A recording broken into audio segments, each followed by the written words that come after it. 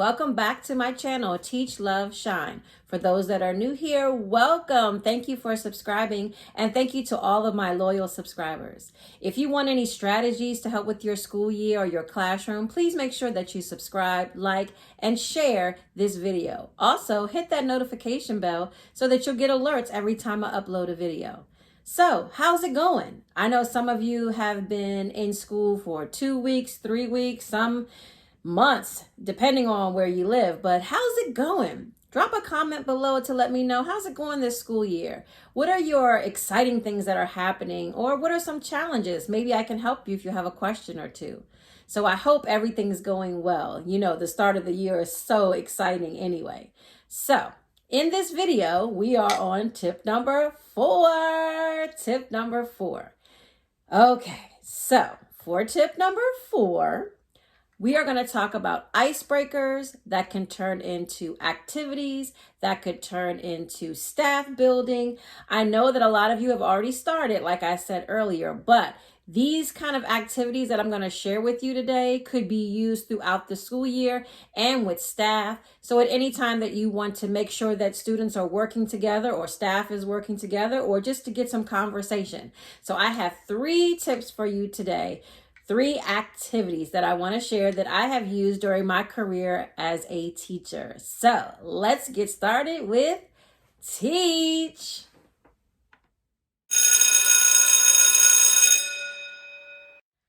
All right, so during the Teach portion, I have 2 activities that you can use in your classroom. Both of these activities can be used from 3rd grade on up and 2nd grade on up. Actually, you can modify it. However, it could be pre-K on up, but just to, for explaining purposes, 3 and up, 2 and up, but modify it how you want. So the first activity is called Marooned. Marooned. If you're marooned on a desert island, you gotta survive, right? So you can have an activity to help students learn how to work in cooperative groups, how to collaborate together, how to get along and have conversation. So you can have groups of 5, or depending on your class size, whatever your number is. And like I said, you can modify this for the younger kids as well. So you have a group of 5 kids and you let them know that they are stranded on a desert island.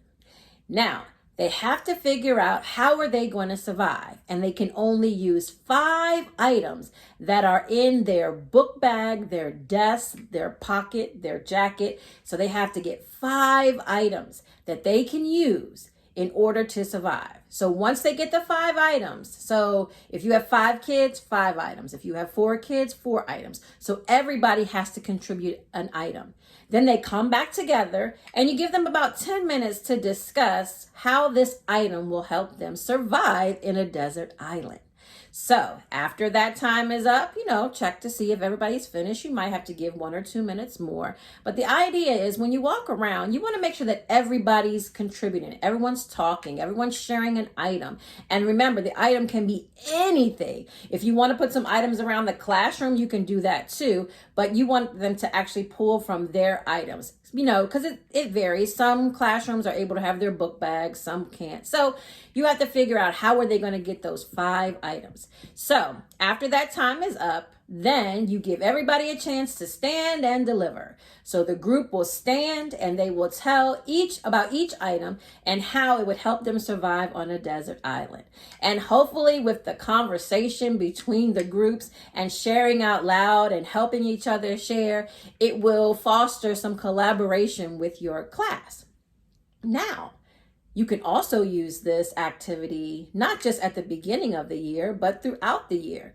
Maybe you want the kids to create a story, an original story. They could go grab 4 items, 5 items, work together and create a story based on the items that are there. Maybe they could do some compare and contrast of some items that they have. They can still be on a desert island. You could turn it into any type of activity that you want, but the premise is that each person has a chance to contribute and they have to say how they're going to survive. Now, on the flip side, you can also use it with staff to build staff morale, to build collaboration among your staff as well. So they can all get items and they could explain how they would use it. It's a really good activity to use in case you are not sure how to build that collaborative idea in your classroom. So try Marooned. All right, let's go to the next one. All right, activity number 2 is titled 6-Word Story. A 6-word story? How do you do that? It's only 6 words. Well, that's the fun part. So this activity is actually started to get kids to meet new people or introduce them to people that they don't normally work with, making new friends. However, I'll tell you at the end how you can adapt it to make it another activity. All right, so 6-word story. So what you do is you give a topic. For example, you might say, okay, I want you guys to describe your summer, but you can only use 6 words. 6 words. So the student will, one of the students, you can have them groups of 2, groups of 3, but groups of 2 would work well. And once again, like I said before, this is for grades 3 and up, 2 and up, however you want to modify it. So back to what we were saying. So I want you to describe your summer in 6 words. Give me a complete sentence in 6 words. So one person writes down their 6 words, and this is not easy. This is not going to take 2 seconds. A complete thought about their summer in 6 words.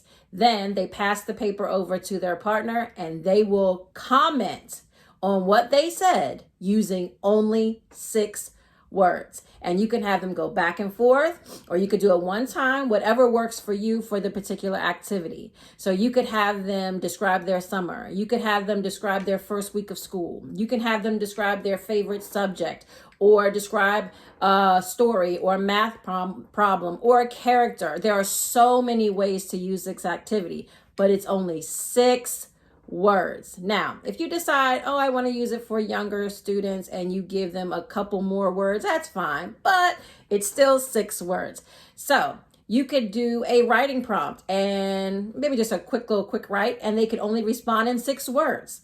You could use it for that. You could have maybe spelling words or vocabulary words, and you're like, I want you to use 6 of those words in a sentence. Well, then that may become a longer sentence, but you could still call it 6 words. So this is an activity that's really fun to get to know people and have fun and make friends, but you can also use it throughout the school year. Now, as far as staff is concerned, in a staff meeting, you could start the meeting with, someone give me a 6-word sentence that tells me how your day was today. Or give me a 6-word sentence to tell me what you're doing for the weekend, or what you're looking forward to, or a 6-word sentence to describe how your class is doing on a particular subject, or a particular assessment item, or a particular standard. So you could use this 6-word story for a lot of different activities. So this would be fun. And try your best to keep it at 6 words, because it makes it a little bit more challenging, and you get to see really how easy or hard it is. So let me see if I can do 6 words. Let's see. Teachers are essential to students' learning. Yes, I got 6. Yeah, I may have practiced it a few times, but yes, it wasn't easy though. I guarantee you. So try 6 words. Now, let's talk about love. Okay, I had to stop for a moment. Wow. How many times did I say 6? Too many times, but all in fun.